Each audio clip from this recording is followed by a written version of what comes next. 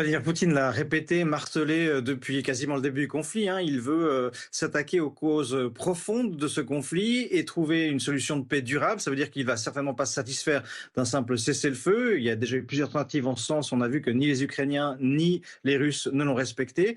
La question qui se pose, c'est dans quelle mesure est-ce que Vladimir Poutine va parvenir à convaincre Donald Trump de l'amener sur le terrain qu'il arrange, c'est-à-dire arriver à négocier un accord de sécurité global en Europe sur le principe des accords d'Helsinki de 1975, qui permettrait de redéfinir un certain équilibre des forces en Europe. Les deux hommes vont notamment parler du traité sur les armes nucléaires, dont et Moscou et Washington se sont retirés, ce qui veut bien dire que les discussions vont dépasser le simple cadre du conflit ukrainien.